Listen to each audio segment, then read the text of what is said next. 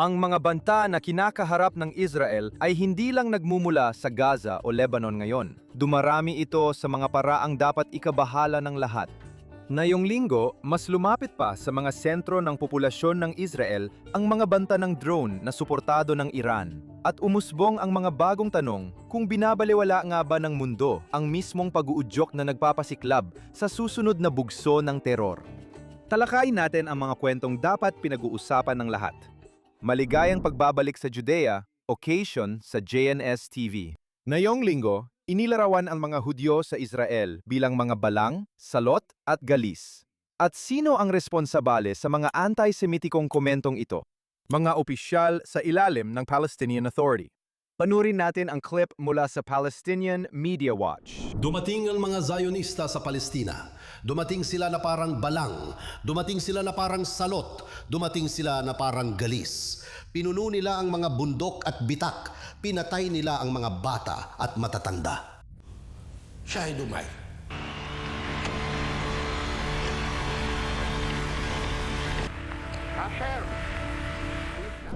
Ngayon, sinasabi ng PMW na ang ganitong uri ng pagdi-dehumanize sa isang buong grupo ay mapanganib at nagbabanta. At layunin nitong magdulot hindi lang ng pagkasuklam at pagkapuot, kundi pati na rin ng kahandaang gumamit ng karahasan laban dito. Dagdag nila, ang ganitong pananalitang nag-aalis ng pagkatao ay maaaring nakamamatay, gaya ng naranasan ng mga Hudyo sa Nazi Germany at Europa noong ika-20 siglo. Doon, inilalarawan ang mga Hudyo bilang mikrobyo at nakakahawang virus na nagbabanta na mahawa ang buong populasyon. Naging tinatawag silang suliraning Hudyo na handang tulungan ng napakaraming Aleman na burahin. Mga kaibigan, may gusto akong maintindihan. Kung ang mga ganitong komento ay ginawa sa Estados Unidos o sa kahit anong bansa, lahat ng matinong tao ay kukundinahin ito at sasabihin ito ay lantad na antisemitismo, galit sa mga Hudyo. Kung may opisyal na nagsabi nito, hihilingin ng tao na tanggalin siya sa posisyon. Kaya ang tanong ko ngayong linggo ay, bakit parang pinapalampas lang ng mga tao ang Palestinian Authority dito? Dahil lang ba nakatira sila dito sa gitnang silangan? Dahil ba pumirma ang Israel ng kasunduan ng kapayapaan sa kanila? Isang peking kasunduan ng kapayapaan, dapat ko talagang sabihin. Nasaan na ang mga liberal na nagpoprotesta sa Columbia at iba pang universidad? Nasaan ang mga opisyal ng gobyerno sa US, sa European Union at marahil ang pinakamahalaga, lalo na dito sa Israel? Bakit paulit-ulit na pinalalampas ang PA sa kanilang anti-Hudyong pag-uudyok at galit? Sobra na, tama na. Araw-araw nila itong pinalalaganap sa opisyal nilang media outlet. Bakit pa ito nakakagulat? Hindi na dapat ikagulat kung may Arabeng nasa ilalim ng PA na gumawa ng teroristang atake. Tinuturuan silang ang mga Hudyo ay parang salot na balang. Naiintindihan ba natin ito? Hindi ko binibigyan ng palusot ang mga gumagawa ng mga pag-atake ni minsan. Itinuturo ko lang na nagsisimula ito sa paghuhugas ng otak sa bahay, maging sa TV, sa mga diaryo, at pinakamasama sa lahat, sa sistema ng edukasyon. Ang bagong henerasyon ng mga batang PA ay lumalaki na may galit sa Israel at mga Hudyo. Hanggang kailan tayo magbabaliwala dito? Akala ko pagkatapos ng Oktubre 7, 2023 at ng massacre na yon, isasara na ang mga propaganda channel ng PA. Pero hindi yon ang nangyari. Akala ko nung 2000 nang ang pag-udyok ay humantong sa isang digmaan laban sa Israel na tinawag na Oslo War, na tinatawag naman ng ilan na ikalawang intifada, magsasara na ang mga pabrika ng galit. Pero hindi pala nangyari yon. Kaya tinatanong ko kayong lahat na yon. Ano pa bang dapat mangyari bago tuluyang ipasara ng Israel ang Nazi-style na propaganda machine na ito? Kung tahimik ang mundo, ano ang gagawin natin dito sa Israel? Meron tayong sariling estado, meron tayong sariling gobyerno. Paano at kailan nila ito ipapatigil? Baka mapanood ito ng tamang tao at makatulong siyang magdulot ng pagbabago. Taos puso akong umaasa na mangyari ito agad. Tingnan naman natin ang isa pang ulat na yung linggo mula sa Palestinian Media Watch. Sabi ng PMW, iniulat ng PA Ministry of Health na nalalagay sa panganib ang buhay ng libu-libong pasyente sa isang sistemang pangkalusugan na nasa bingit ng pagbagsak dahil sa krisis pinansyal ng PA. Bakit na ba nagkaroon ng krisis sa pananalapi sa umpisa pa lang? Ayon sa PMW, patuloy na inuuna ng Palestinian Authority ang pagbibigay ng gantimpalang pinansyal sa mga terorista at mamamatay tao sa pamamagitan ng kanilang Pay for Slay program. Habang ang ibang bahagi ng lipunan, kabilang ang mga Palestino na may malalang sakit, cancer, at mga nasa intensive care ay nahihirapan. Tara, panurin natin ang clip na ito. Ayon sa kagawagan ng kalusugan, apektado na ng krisis sa pananalapi ang sektor ng kalusugan sa West Bank, kabilang ang pampubliko at pribadong ospital, pati ang mga supplier ng gamot at medical supplies. Dahil ito sa utang at hindi regular na bayad. Daan-daang uri ng gamot at mahahalagang medical supplies ang umabot na sa kritikal na antas ng pagkaubos. Kabilang dito ang mga gamot na pangligtas buhay, gamot para sa cancer at gamot para sa dialysis na nadudulot ng direktang banta sa tuloy-tuloy na pagbibigay ng serbisyong pangkalusugan. Iginiit ng kagawaran ng kalusugan na ang patuloy na pagpigil sa pondo ng mga Palestino ay direktang nakakaapekto sa mga pasyente at nagbabanta sa kanilang karapatan sa gamutan at kaligtasan. Nalawagan sila ng agarang internasyonal na interbensyon at pananagutan para mailigtas ang sistemang pangkalusugan sa pagbagsak. Ayon sa PMW, ang PA ang may sala sa crisis na ito dahil tumanggi itong itigil ang pagbabayad ng milyon-milyong dolyar sa mga terorista at kanilang pamilya. Dahil dito, hinaharang ng Israel ang buwis na katumbas ng gastos ng PA sa gantimpala para sa mga terorista. Inamin ng Ministry of Health ng PA na ang ganap na pagsamsam sa pondo mula sa buwis ng mga Palestino ay direktang nakaapekto sa buhay ng mga pasyente. Laging sinisisi ng PA ang Israel sa crisis pero hindi nila binabanggit na inilihis nila ang lahat ng pondong ito para bayaran ang mga terorista at kanilang mga pamilya sa pagpatay sa mga Hudyo. Simple lang ito, itigil ang bayad sa terorista at unahin ang kalusugan ng inyong mamamayan para matapos ang krisis. Hindi yon ang pangunahing prioridad. Paulit-ulit nilinaw ng pamunuan ng PA na prioridad nilang bayaran ang mga tinuturing nilang martir, mga pumatay ng Israeli. Panahon na para kumilos ang pandaigdigang komunidad at hilingin sa PA na itigil ang pagbibigay insentibo sa terorismo at unahin ang sarili nilang mamamayan. Pero malamang hindi ito mangyari. Matagal nang binabalewala ng marami ang tiwaling pulisya ng PA sa loob ng mahigit 30 taon. Sa pagpapatuloy, ayon sa Ynet News, natukoy ng militar ng Israel ang mga pagsisikap ng Iran na palawakin ang paggamit ng mga attack drone mula Lebanon papuntang Judea at Samaria. Ayon sa Ynet, sinabi ng mga matataas na opisyal ng seguridad mula sa mga kalapit na komunidad na 12-12 ng drone ang kamakailan lang nakuha at nakumpiska ng militar. Sinabi rin ng mga lokal na opisyal ng seguridad na naghahanda sila sa posibleng drone na pag-atake. Sinabi ng hepe ng seguridad na kailangan ng pondo para sa mga detection system upang mabantayan ang buong nasasakupan niya at para sa mga sistemang kayang magpabagsak ng mga drone. Sinabi niya na kailangan itong ilagay sa kahabaan ng linyang hangganan na nasa pagitan ng mismong Israel, ang Israel bago ang 1,167 at mga lugar na kontrolado ng PA dahil, ayon sa kanya, kami ang frontline ng bansa. Kaya, para ipaliwanag, nag-aalala ang mga komunidad sa gitna ng Israel na baka sinusubukan ng Iran magpasok ng attack drone sa kanilang lugar. May mga lungsod tulad ng Kfar Saba at Rosh Ha'ain na malapit sa Tel Aviv. Ilang milya lang ang layo nila sa mga baryong sakop ng Palestinian Authority.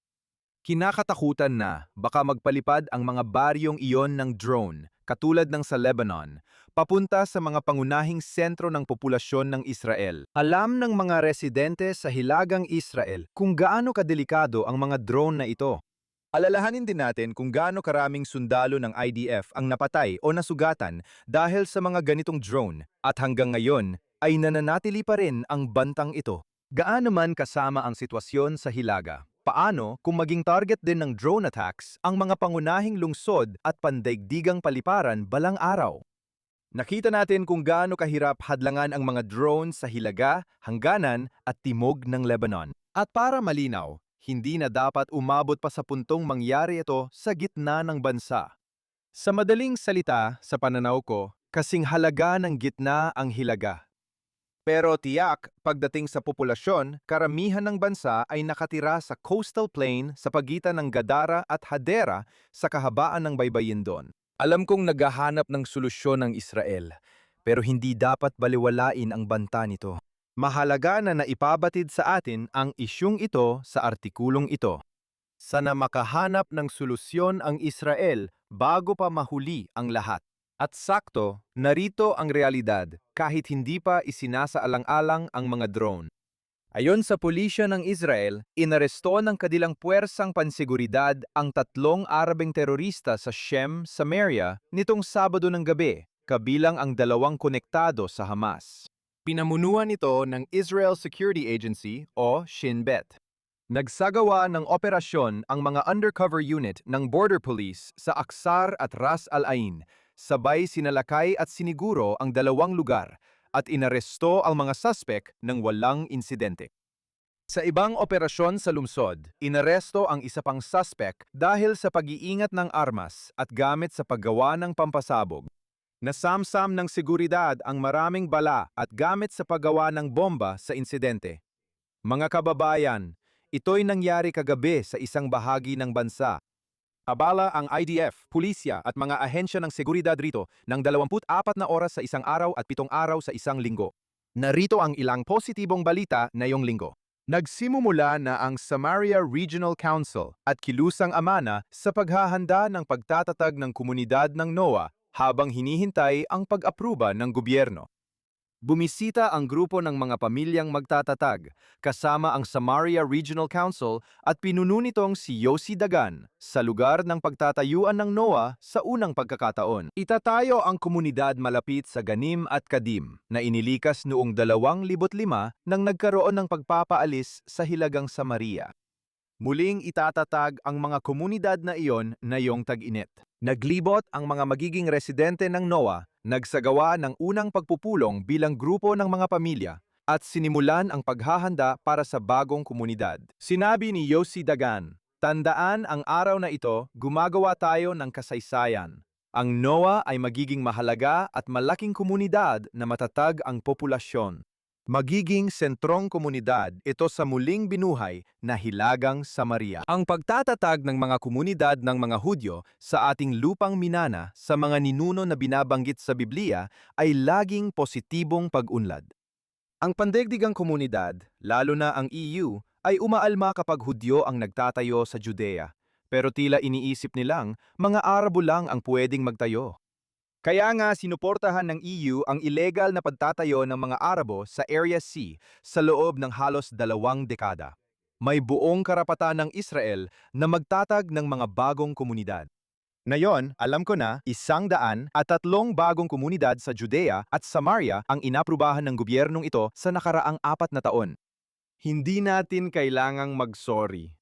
Sa halip, dapat nating ipagmalaki ang mga bagong tahanang Hudyo na itinatayo sa lahat ng bahagi ng Israel. Tuloy tayo dito.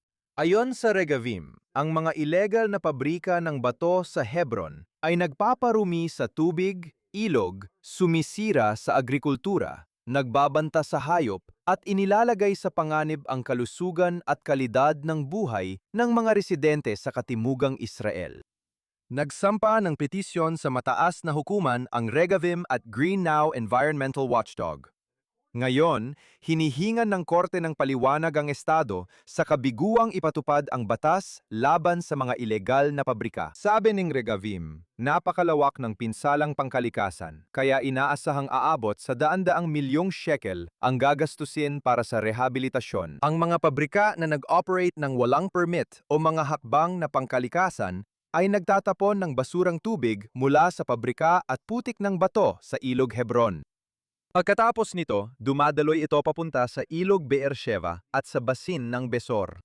Tumatagas ang mga nakalalasong sangkap sa tubig sa ilalim ng lupa, sumisira sa ekosistema, nakakasama sa halaman, hayop at nagbabanta sa mga kalapit na komunidad. Iginit ng mga petisyoner na ang mga legal na pabrika ng bato sa Israel ay saklaw ng mahihigpit na regulasyong pangkalikasan. Samantalang, ang mga pabrika sa Hebron ay walang superbisyon o wastong pag-iingat, kaya nagdudulot ng malaking pinsala sa kalikasan at hindi patas na kalamangan sa ekonomiya. Matagal nang nagbabala ang mga opisyal ng kalikasan, ngunit iginiit ng mga awtoridad na hindi nila kayang ipatupad ang batas sa teritoryong kontrolado ng awtoridad ng Palestina. Gayunpaman, ipinapakita ng mga tala mula sa mga field coordinator na lumawak na ang mga pabrika sa Area C na muling nasa ilalim ng ganap na kontrol ng Israel. Kaya, ano ang meron tayo dito? Marami pang halimbawa ng terorismong pangkalikasan dahil iyan mismo ang tawag dito. At sa loob ng ilang buwan na nating tinatalakay ito sa programang ito. Ang awtoridad ng Palestina ay parang bansang ikatlong mundo, nagtatapon ng basura kahit saan. At sa kasamaang palad, hindi sila pinapanagot ng Israel. Ngayon, dapat tayong maging isang bansang pinaghaharian ng batas at hinihiling ng Regavim na ipatupad ang mga batas. Lalo na dahil naapektuhan nito ang mga lugar na nasa ilalim ng buong kontrol ng Israel sa Area C at, tulad ng nabanggit ko, pati na rin sa timog ng Israel. Dapat nang itigil ang kawalang batas na ito. Naaapektuhan nito ang kalusugan ng mga bata, pati na rin ng mga matatanda sa timog ng Israel at sa Area C, at kailangan itong aksyonan agad. At sa wakas, ngayong linggo, nagbabala si UN Secretary General Antonio Guterres na maaaring mapilitan ang UN Relief and Works Agency for Palestine Refugees o UNRWA na magsara dahil sa matinding kakulangan sa pondo. Ayon kay Guterres, ang UNRWA ay may matinding problemang pinansyal at mga paghihigpit sa operasyon na naglalagay sa panganib sa patuloy nitong pagbibigay ng mahahalagang serbisyo sa buong sinakop na teritoryo ng Palestina. Mga salita nila yon, hindi akin, at sa mas malawak pang rehiyon. Nitong nakaraang linggo, sa harap ng Ad Hoc Committee ng UN General Assembly tungkol sa voluntaryong kontribusyon para sa UNRWA, sinabi ni Guterres na may kakulangan pa rin ng $100 milyong sa pondo kahit may malawakang pagtitipid. Ngayon, kapag naririnig ko ang balita tungkol sa kakulangan ng pondo sa UNRWA, sinasabi ko, mabuti. Alam natin na ang UNRWA sa nakalipas na 78 taon ay hindi pa nakakapagpa-resettle kahit isang tinatawag na refugee o kahit sino sa mga anak o apo ng mga refugee. Sa halip, pinananatili ng UNRWA ang mga taong ito sa kahirapan bilang mga pawn sa unahan laban sa Estado ng Israel. Sa madaling salita, masama ang UNRWA para sa mga Hudyo at masama rin ito para sa mga Arabo. At alam natin ang koneksyon ng mga empleyado ng UNRWA sa Hamas at ang kanilang partisipasyon sa masaker noong Oktubre 7. Nariyan din ang edukasyon ng UNRWA na araw-araw nagpapalaganap ng pagkamuhi at pag-uudyok laban sa Israel. Pinagbawalan ng Israel ang UNRWA na mag-operate sa Jerusalem dahil itinuturing silang organisasyong laban sa Israel at sa mga Hudyo, hindi bilang grupong pangkarapatang pantao. Nagpapanggap lang silang isang ahensya para sa karapatang pantao. At gaya ng madalas kong sabihin, #UNRWA ay Hamas. Ang kalihim general na sa pagkakaalam ko, ayaw nang makatrabaho ng Israel dahil sa pagkiling niyang laban sa Israel ay ginagawa ang lahat para suportahan ang UNRWA.